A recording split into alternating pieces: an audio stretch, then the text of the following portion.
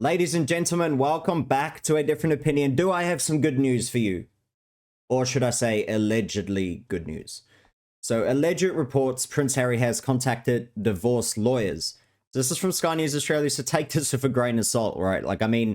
We never know how true this actually is. Sky News contributor Daisy Cousins says the alleged reports Prince Harry has contacted divorce lawyers shows with great press comes great pressure and is not conducive to maintaining an effective relationship, especially when you have a relationship with an absolute crazy narcissist. Now, they say there was always going to be potential cracks appearing in the marriage. With great press and great attention comes great pressure. I would not be surprised if any of this is true. Now, let's have a listen to what she says. Of the information you referred to previously about him having these two bolt holes away from the family home. Now, most people, of course, when they have a bit of a fight with their spouse, might sort of retire to a different room of the house. And let's face it, Meghan and Harry have 26 bedrooms in that home. But instead, he's been travelling 160 k's away to those bungalows that you talk about. And also, he's got a bolt hole at a hotel in Montecito itself. We don't know exactly where that is. I mean, who wouldn't want to be 160 kilometres away from Meghan, right? But the fact that he's got two escape rooms, as it were, I find very intriguing and probably not a good sign at home at all. Thirdly, we have the spectre of the divorce lawyer now entering the narrative here.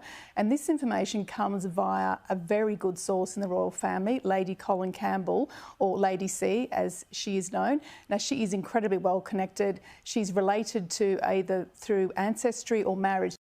Look, we can only hope this is true. Let's be real.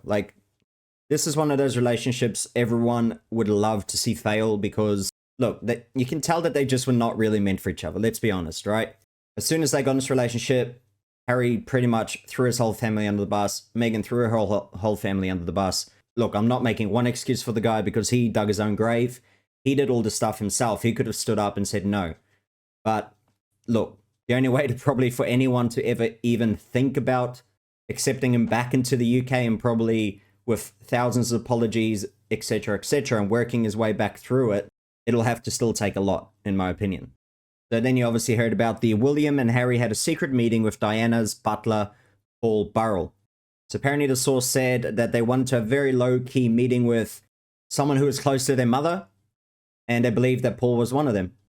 As they say here, Paul is happy to tell them everything he knew and shed some light on their memories. But this is the funny thing, right? So the brothers accused Paul of a cold and overt betrayal after he published a 2001 book, A Royal Duty, which contained a raft of private revelations. Harry wrote about the book in 2023, his autobiography Spare, if we can even call it that. And look, if he's trying to blame him for writing things, maybe he should have a look at himself for the things that he put in his book.